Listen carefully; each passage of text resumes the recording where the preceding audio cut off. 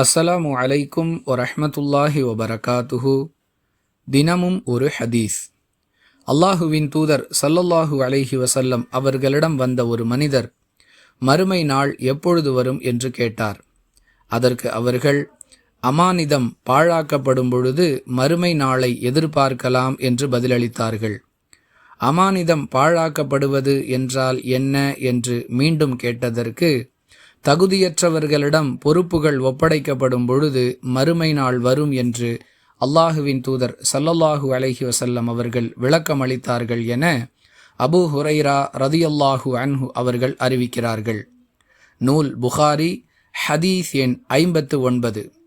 அன்பிற்குரிய அல்லாஹுவின் நல்லடியார்களே, மறுமை நாளுக்கான அடையாளங்களுள் ஒன்றாக தகுதியற்றவர்களிடம் பொறுப்புகள் ஒப்படைக்கப்படுவதை ரசூலுல்லாஹி ஸல்லல்லாஹு அலைஹி வஸல்லம் அவர்கள் குறிப்பிடுகிறார்கள். அதை நாம் இப்பொழுது கண்கூடாக பார்த்து கொண்டிருக்கிறோம்.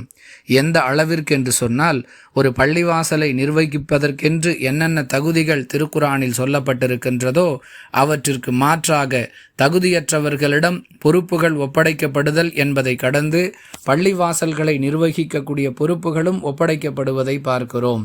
அல்லாஹுவை அஞ்சியவர்களாக மறுமை நாள் வருவதற்குள் நம்மால் இயன்ற அளவிற்கு நன்மைகளை அதிகமாக செய்து நம்முடைய மறுமை வாழ்வு நல்லதாக அமைவதற்கு பாடுபடுவோம்.